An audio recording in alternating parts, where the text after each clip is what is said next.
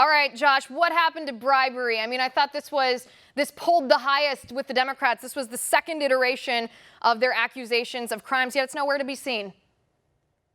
What happened to bribery? What happened to the Mueller report? I mean, I feel like they were just kind of licking their finger and putting it out there, seeing which way the wind would blow, like a little poll testing. This whole thing is obviously a total sham. It's a fraud. It's nonsense. It's going to politically redound to Republicans' interest. It's polling massively underwater in every swing state imaginable. 55 to 60% of voters across Michigan, Wisconsin, Iowa, Ohio, based on all the polling I've seen, indicates that Republicans are going to benefit tremendously by this. But you know what? This is the fourth time in the nation's history, I believe, that articles of impeachment have been drafted. The first time was Andrew Johnson in the late 1860s. Second time, of course, was Richard Nixon, and the third time was Bill Clinton.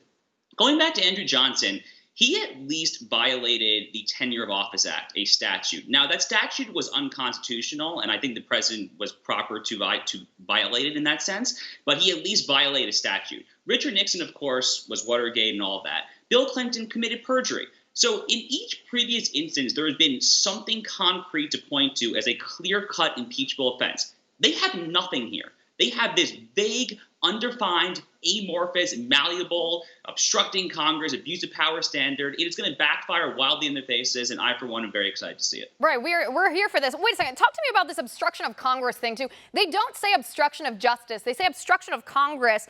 I don't understand this. Maybe you can explain this. How can there be a high crime and misdemeanor obstructing Congress when every legally submitted subpoena that the Trump administration has declined to take part in, they've contested in the courts? This is going through the proper channels. It hasn't been ruled on by the courts yet. So how can that be obstruction?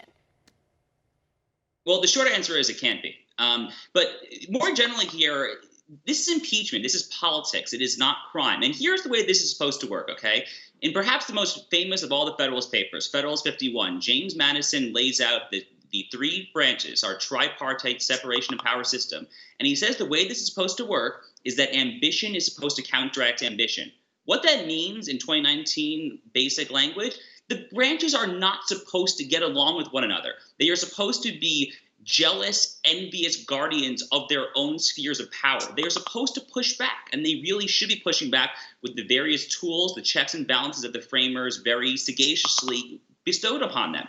And now there are many tools that Congress can use to push back against the president if it views the president as acting out of line. It can defund his presidential prerogatives. It can try and shut down the government. It can do any number of things. Impeachment is the most radical and extreme of the tools available because it is inherently anti-democratic and anti-majoritarian. It should never be used except in the most dire of circumstances. And what happened here is very clearly not that.